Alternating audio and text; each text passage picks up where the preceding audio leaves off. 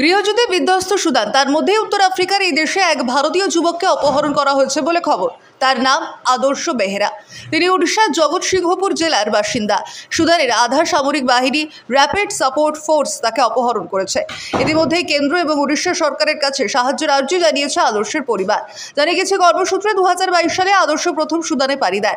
তারপর থেকে তিনি সেখানেই বসবাস করছেন। সুদানের একটি প্লাস্টিক কারখানায় তিনি কর্মরত। সুদানের খার্তুম থেকে প্রায় 1000 কিলোমিটার দূরে অবস্থিত আল ফাশির থেকে আদর্শকে অপহরণ করা হয়েছে। বর্তমানে তাকে নিয়ে আসা হচ্ছে দক্ষিণ দারফুরের রাজধানী নিয়ালায়, যা আরএসএফ এর শক্ত ঘাঁটি বলে পরিচিত। ইতিমধ্যে আদর্শের একাধিক ছবি ভাইরাল হয়েছে, যেগুলির সত্যতা যাচাই করেনি নিউজ বাংলা, যেখানে দেখা যাচ্ছে আরএসএফ এর 2 সদস্যের মাঝে তিনি বসে রয়েছেন। কিন্তু কি কারণে তাকে অপহরণ করা হয়েছে তা এখনো স্পষ্ট নয়। খবরটি প্রকাশ্যে আসতে আতঙ্কিত হয়ে পড়েছে আদর্শের পরিবার। উল্লেখ্য, 2023 সাল থেকে গৃহযুদ্ধে উত্তপ্ত সুদান। ক্ষমতা দখলের লড়াইয়ে নেমেছে দেশটির সশস্ত্র বাহিনীরই 2 জেনারেল, আবদেল আল ফতা আল বুরহান এবং জেনারেল মোহাম্মদ হামদান দাগালো।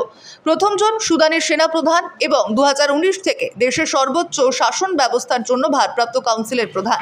দ্বিতীয়জন দেশের আধা সামরিক বাহিনী র্যাপিড সাপোর্ট ফোর্স এর প্রধান তথা কাউন্সিলের অন্যতম সদস্য।